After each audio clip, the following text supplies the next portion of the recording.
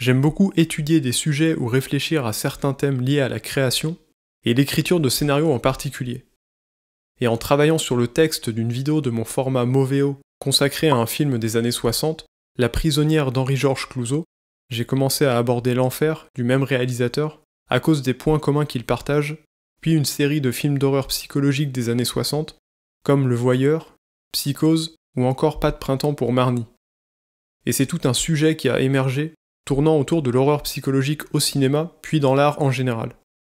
Et vu la longueur du texte, un nouveau format était donc nécessaire, qui a pris la forme de l'étude d'un sujet au format texte donc, et non plus vidéo car bien trop chronophage à monter. J'aurais beaucoup aimé, mais vu que j'aime travailler un minimum la forme de chacune de mes vidéos, ajouter des sous-titres français et anglais et en sourcer correctement le contenu, ça me demanderait beaucoup trop de temps que je pourrais consacrer à d'autres créations. J'ai donc opté pour un format PDF où j'expose clairement les différentes étapes d'une réflexion sur un sujet, avec définition, images et hyperliens pour illustrer mes propos. Et le premier porte donc sur cette question qui a causé beaucoup de débats animés, l'avis amateur contre la critique professionnelle.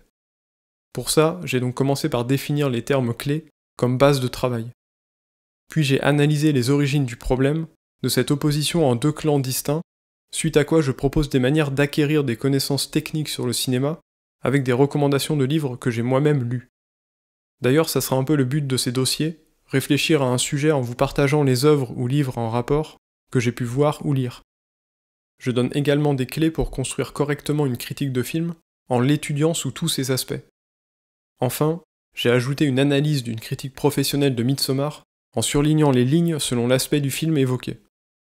Ces dossiers ne nécessitent aucun prérequis et sont ouverts à tous, comme une introduction à un sujet, en allant quand même un peu dans le détail pour ne pas rester trop superficiel, le tout agrémenté de recommandations d'ouvrages et d'œuvres, déjà pour éviter de sombrer dans un monologue dépourvu d'exemples, mais aussi pour que vous puissiez vous-même approfondir le sujet s'il vous intéresse, en allant directement regarder ou lire les sources que je cite.